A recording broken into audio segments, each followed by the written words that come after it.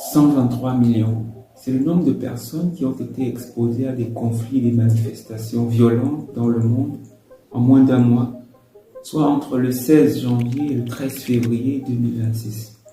Pour représenter ce chiffre, imaginez 1500 stades de football de 80 000 places, tous remplis, tous exposés à la violence. Dans la même période, 15 667 personnes ont perdu la vie au cours de 31 459 incidents répertoriés, ce qui représente en moyenne plus de 500 morts par jour liés à des conflits ou des manifestations violentes. Tous ces chiffres viennent de ACLED, un observatoire indépendant et impartial qui collecte en temps réel les données sur les violences politiques à travers le monde. Et en travaillant sur ces chiffres, une chose m'a frappé: la violence mondiale ne ressemble plus à ce qu'on imagine. Sur cette première carte qui répertorie les incidents et manifestations violentes entre mi-janvier et mi-février 2026, un constat saute aux yeux.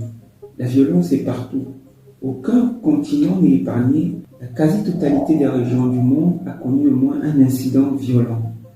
Les pays qui enregistrent le plus grand nombre d'incidents sont l'Ukraine, l'Inde et la Russie. Mais attention, plus d'incidents répertoriés ne veut pas dire forcément plus de morts. Quand on regarde maintenant la carte sur la létalité des incidents répertoriés par ACLED, le regard se déplace et il se pose en Afrique. Le continent enregistre à lui seul plus de 7500 morts liés à des conflits et manifestations violentes en à peine un mois.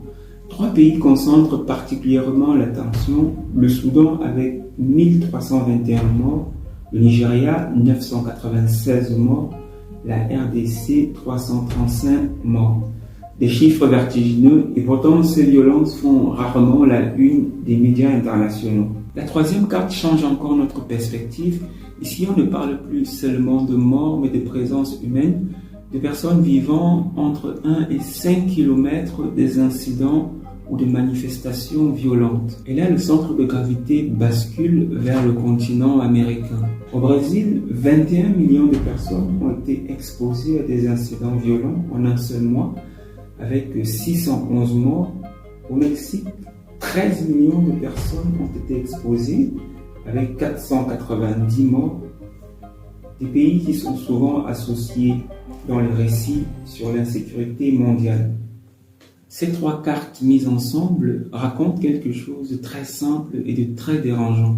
La violence à travers le monde n'est plus exceptionnelle, elle est fragmentée, elle est continue et souvent invisible. Et tout cela, c'est juste sur un seul mois. La vraie question, ce n'est pas de savoir où sont les